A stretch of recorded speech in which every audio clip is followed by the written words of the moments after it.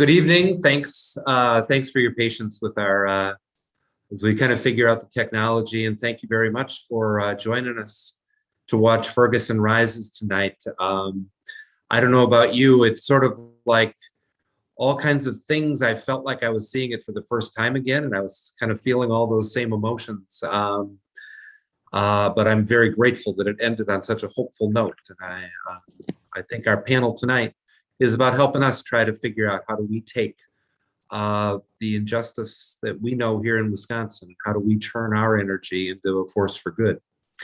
So we have a great panel. Peggy is going to introduce them.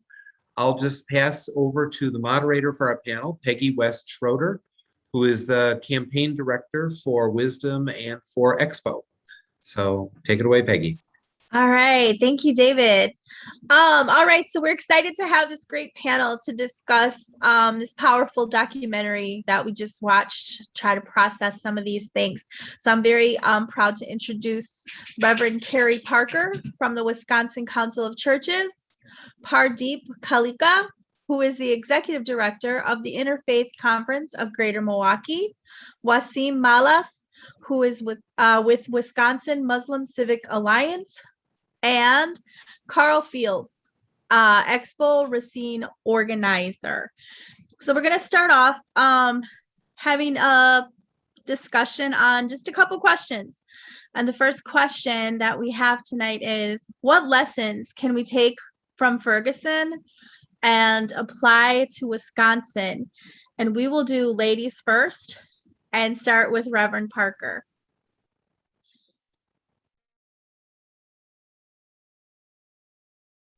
And you're on mute.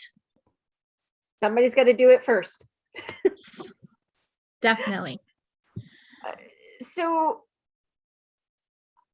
for me,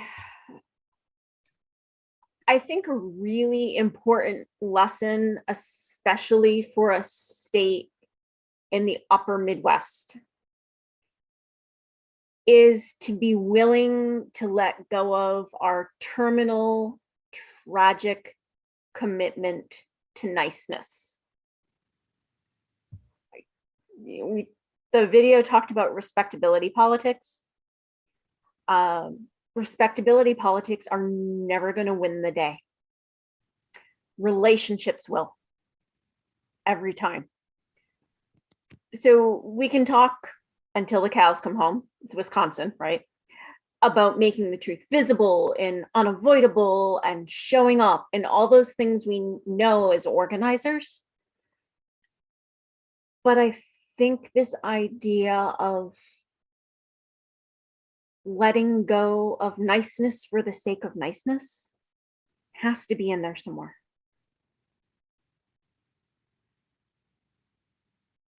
All right. I'm going to go in the order that I see people on my screen for right now. And so that makes Pardeep next. Thank you, Peggy. And, happy Diwali to everyone out there. Happy Bindi Chor Divas to everyone celebrating, turning, darkness into light and embodying that spirit.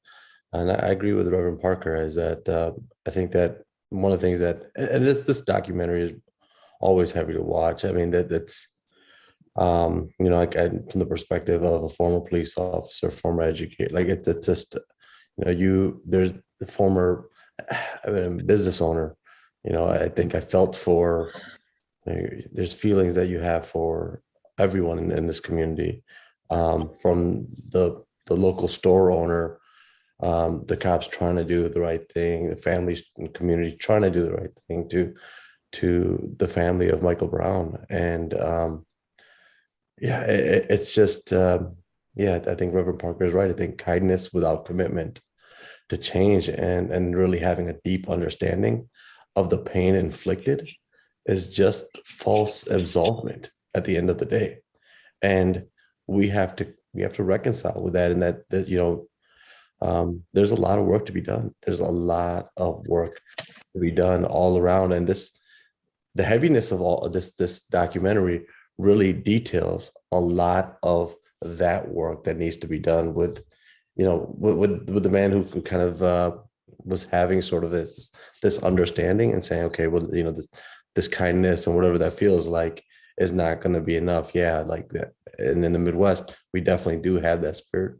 But yeah, but without this deep understanding of the history and the layers, it becomes false absolvement, and it doesn't become enough for anybody to move forward and make sure that this type of tragedy doesn't happen again. And therefore it happens over and over and over and over again. And there's, as much as difficult as it is for anyone to watch this, there's a unique kind of trauma that happens from this, with families who are watching their loved ones or someone that is in their their group to say, okay, this is happening to a Black child, to a Black mother. It's especially tragic. To a Black father, it's especially tragic. So as much as we may feel for every one of those communities, there's only there's one family who there's one person who is not going to make it home. There's one person who is not going to make it to graduation from college, and that's Michael Brown. So as much as we may feel for all of those people, there's one family's pain who has to be centered. Thank you. Wasim? Hi, thanks for inviting me. A common observation in the film I saw was that the officers committed these atrocities without the fear that they'd be responsible for their consequences. And so I think we need to do a better job of making officers accountable. I've been concerned with our country becoming a police state. In the 80s, there's a doctrine called qualified immunity, where if you want to sue an officer in civil court, you have to show that there was an established law that he knew he violated, and you have to connect it to a case that already existed with similar facts. That's virtually impossible for someone suing an officer to prove in court. So as a result of qualified immunity, in the last 20, 30 years, we've seen officers shoot mentally impaired people, shoot people fleeing in the back, shoot unarmed people like in Ferguson out of just saying they were afraid. To me, these cases, they shouldn't be just given the benefit of the doubt. And I think qualified immunity and accountability would go a long way, especially so qualified immunity is a racist's best dream.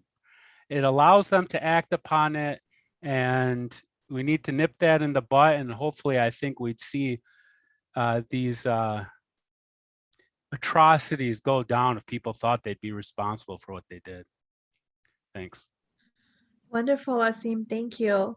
All right, Carl, what can we take from Ferguson and apply to Wisconsin? Thank you, Peggy. Yeah, it certainly was a lot. As a directly impacted person, I certainly felt it firsthand as a person who spent almost 20 years in prison for an encounter with the police myself. I felt it personally, and I can say firsthand that Wisconsin is a place, like the Reverend said, that has to acknowledge that niceness just will not get it done. We don't disagree that these incidents are real and that they happen. I feel like here in Wisconsin, we disagree fundamentally with why they happen. Our whys are completely different. We start in different places and we end in different places. Somewhere in the middle, we cross, we meet, but then we're like ships. We go in different directions again. And it's like, we can't keep doing that, especially when it continues to cost everybody. I would very much like to see Wisconsin lift up the fact that humanity is being lost and that humanity is costing everyone their humanity. But unfortunately, too many Black and brown people, particularly Black people, are paying the cost of that humanity. And we're still operating with a fundamental ladder that was designed for Black people, with them at the bottom of that ladder. And anything that is done to them is the standard, unfortunately. And I'd like to see that standard change. I'd like to see people support the fact that, raising the bottom, as we describe it, when we're talking in our circles amongst each other, raising the bottom raises the bottom for everybody. But it shouldn't be as simple as that. But unfortunately, I mean, we have somewhere to start. We need somewhere to start. And the start is we need to care about everybody. And right now, we need to start caring about the way mistreatment seems to be falling squarely on the shoulders of Black people, particularly Black men, particularly in the form of policing, and how marginalized neighborhoods are being policed. All right, wonderful. Thank you, Carl. All right, so the next question.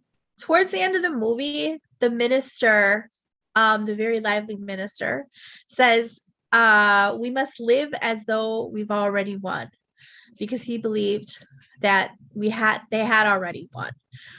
So how does Wisconsin going forward live as though we've already won the fight on racism? And I'm going to go back to the beginning with Reverend Parker. In that section of the film, there is also an allusion to living in hell. And I think fundamentally then the question becomes, how do you live in hell as though heaven can break in, as though heaven has already broken in? And I think that's the story of transformation in progress. Living as if goodness is possible even here. I love that line about rediscovering your radical self. Love that so much. Because that's about becoming truly alive. The idea here is there's so much death in all of this. There's the physical death, there's the spiritual death, there's the emotional death. There are all these forces of death arrayed against the community. And then in the middle of this sense of being able to rediscover your radical self, of being able to connect to a community of people who believe that change is possible and it's already breaking out here. You know what?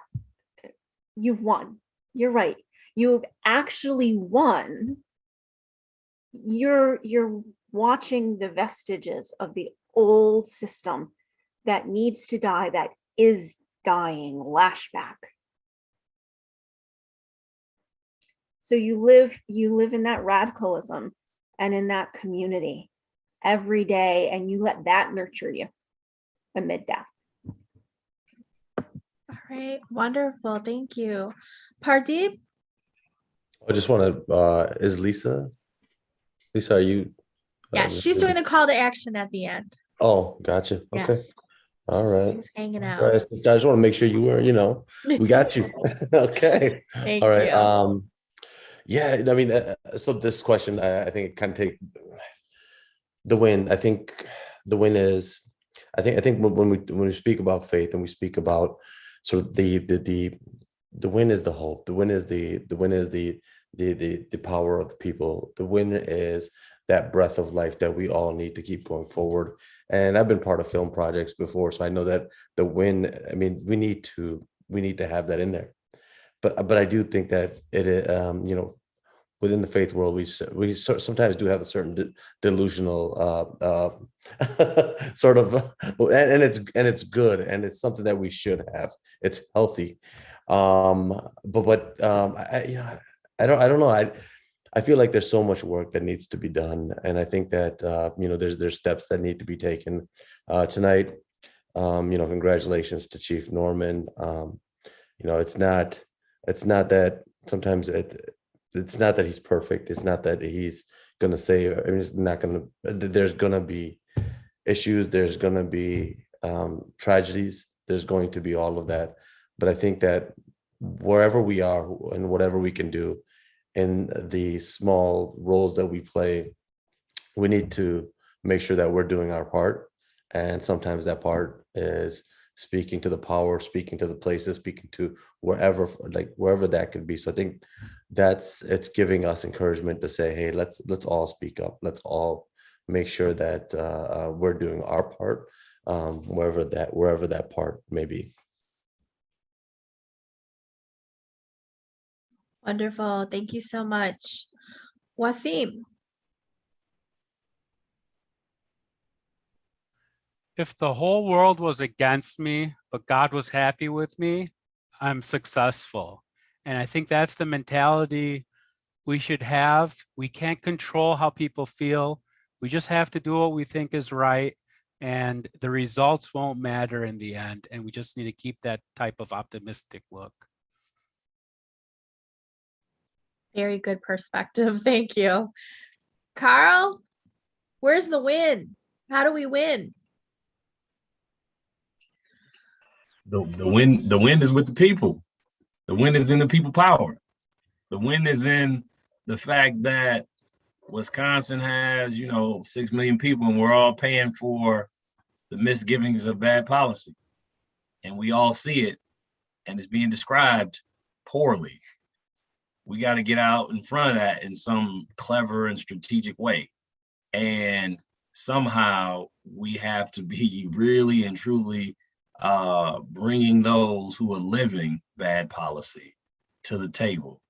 I don't understand how very smart people are screening out the people who are the consumers of the products that are being pushed. I mean, if these were Walkmen from the 80s, those would be the people you want to talk to. Do these things work? Are they worth the $200 you're paying for them, et cetera, et cetera? Somehow, though, with prisons, you don't want to talk to people who are in prison. Somehow you don't want to talk to people who are on the bracelet, on electronic monitoring, living in community corrections. They don't want to hear from those people. They want to hear from the people who wrote the policy. I don't understand that. I don't get that. But when we're talking about poor water quality, when we're talking about the economic justice parts of it, it shows up in poor water quality. It shows up in the medical care. It shows up in doctor bills. It shows up in all of these bills that society has to carry for all of us. That's a problem, because then all of these things that are bad policy cost too much. I take issue with that, having been from the neighborhoods that I'm from. We're all paying for this time and time again, and it's got to stop. All right. Thank you so much. All right. You brought up a really interesting point, and so I'm gonna ask a question. So there was a point in the movie where Michael Brown Sr. is at the breakfast for the change. I can't remember the name of it. And he starts talking about voting. He's talking about politics, and he says nobody likes politics, and nobody wants to vote. And then when you're in this a situation like this, you realize how important voting is. And Carl, you just kind of touched on, policy, and so how important is voting, and how important is politics in conversations where we're trying to discuss change in race relations. And we're going to have just an open conversation, so you can just unmute yourself, and whoever has something they want to share, just go ahead. And Lisa, go ahead. And well, if you were directing that at me, I would say that all politics are local and all issues are politics. Show me somebody who says they don't care about politics, and I'll break down something that they care about and show them where it shows up on the local docket for the week. They care about parks. Oh, they're talking about cutting that on the county budget next week. They're going to vote it up or down. If you want it to stay budgeted, you might want to be there. if you care about your garbage being picked up, then, you might want to talk to city officials about that. And so it's just a matter of how you describe what politics is, because I think everybody cares about the neighborhood and they want to be engaged. I think the way that you describe it to people who have been pushed out of politics, especially Black people, and acknowledging when you start a conversation with Black people and Black and brown people, that they have been pushed out, and that's a real thing. That's not in their mind. That's not, that's not a figment. That you coming back to politics is something that you want to do lightly. We respect that, but it's needed because your voice and your experience is needed. All right. Hi, everybody. I'm Lisa. I'm the executive director and lead organizer at MICA. I'm going to be doing the call to action, but I did want to answer. I just want to chime in just on this one, that question about voting, because voting is so important, and it's where the power lies in this country, and it lies in so many ways that we don't even really see it. And so when we think about the Chauvin case, so that is the officer that murdered George Floyd. So think about it. It all goes back to voting. That conviction goes back to voting. That's why it matters. So just think about, you have to have the right judge who has the right values, justice values in place. They're elected. You have to have the district attorney that's willing to do what is just and prosecute. They're elected. The mayor has a lot to do with the police chief and probably putting up people on the fire and police commission. The mayor is elected. If there was any one of those places that you had someone that was in office that could not see the clarity or any of those places, that would have been a different verdict. And we need to start telling that story.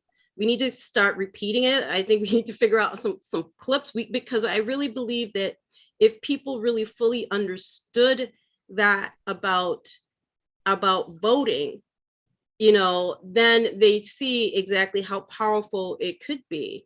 I think about Fannie Lou Hamer, who went around and dangerous, and she got beat up by the police for registering people to vote. This is back in the 60s, and she was very resolved that she knew where the power lied, that this was the power of the vote. The problem is it's not working is because there's too much cheating, and we don't have enough people that have seen that it's time for them to rise up and really do something and be part of the process. So just wanted to say that about voting. And if I could chime in to build on what Lisa's saying too, think about your school boards and the power they have. I mean, how do you get your school superintendent? How do you get your principals? How are the disciplinary procedures and policies in your school district set? That starts a whole chain of consequences for youth and young adults. And you can interrupt a process right at the beginning if you're careful about how the leadership in your community is selected. That means you need to use your voice. That means you need to use your vote. Every election matters.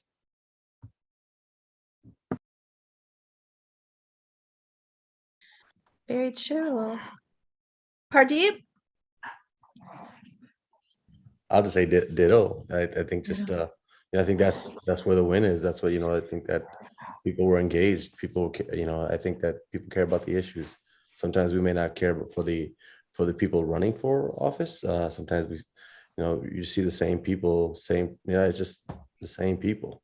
And Right. I'm just like, let's give other people a chance. Let's be creative. But I think that we care about the issues. And I think that's where the win is. People are engaged, people are activated.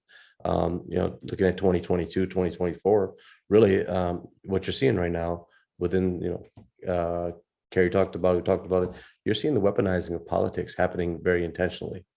And so it's not, that's how important voting is that there is a plan to weaponize politics right now that is wanting to keep power in the hands of those that already have it. And I think that we all have to be creative and really make sure that we are defueling some of those narratives, and also making sure that people are engaged and activated. Awesome. Thank you. Excellent points. All right. The last but definitely not least, Wasim. I usually suggest people not to neglect their local elections, but the Mequon School Board had a higher turnout than the presidential election. So I think everybody knows that already. I don't have much else. Beautiful. All right. Well, I'm going to turn it over to Lisa to wrap it up. And I want to thank you guys all again so much for taking time to view this important documentary with us and to share your thoughts on where we go from here with us. Thank you. Lisa, it's all yours. Well, thank you, Peggy, and thank you to all the panelists and to all the siblings who are our justice siblings who have been watching us and hearing us. And our task is not over. Our task is not over. I mean, personally, for me, I'm going to be doing this justice work as long as I have breath, long as I live. I stand on the shoulders of giants, my ancestors who were enslaved, and they knew that one day they would be free. And they knew one day things would get better. And I have that resolve and really truly believe that. And I am not going to live in fear. I'm not going to do those things. And I ask you not to live in fear. I ask you not to check out, not to, when you get tired, rest, but don't completely check out. And that's what we've seen so much of people getting tired after George Floyd, checking out. It's time to stay the resolve. We stay the resolve as long as it needs to be done. Because until there is justice, until everybody is free from oppression, we must continue. The only thing stronger than fear is hope. And I can tell you that throughout the Wisdom Network, we are garnering, we are mobilizing, and we are organizing and reorganizing, and we will continue to do what needs to be done until the numbers go down, until the numbers of incarcerated siblings goes down, until the stop killing of Black and brown people by the police and in other groups of people. Until that is done, we're going to keep doing that, and we're going to keep pushing and pushing and pushing. We're not going to stop, because that's part of our justice values as people of faith, that we need to keep our resolve. We keep our resolve. And so there's a couple of dates I want to, you will get a follow-up email. You will be getting that from David. He will be emailing that out. So I want to say that we're going to be meeting, we're going to be asking our faith leaders to join us on November 23rd at 4 o'clock for a meeting. We will send you out the details of that. We will be garnering also too for a statewide Zoom gathering. These are by Zoom on December 6th at 6 p.m. We will be garnering and then figuring out where we go. And then we're going to figure out what we need to do, in the future, because we're realizing that what we're doing is we need to ramp it up, and we need you to stay engaged. So maybe you, when this comes out, and if it's online, maybe you bring this back to your congregation and you watch the film and have a discussion with people in your congregation, people in your homes, your friends. Start the conversation and say, what are we doing? And what if our society is And for some groups of folks, and we're talking about, and I'm Black, and that has had so much, and indigenous folks and other groups of people living in a carceral society. It's not the same for everybody. But what if it could be? What if it could be? Dr. King talked about the beloved community. There are steps. We know that there are steps to this oppression-free world. We don't always know or see the steps, but we know that they're there. And I tell you, my friends, I believe that in a good and just God gives us the power to be able to do that. I'm asking you to stay the resolve. Do not give up. And stay in the fight for justice for all. This is the human family. And we are building the beloved community. And change starts with you. And join me in that. Thank you, everyone. Anything else, Kevgi? I believe you did a perfect job. All right. Thank you again. Having a good night, everyone. Thank you all.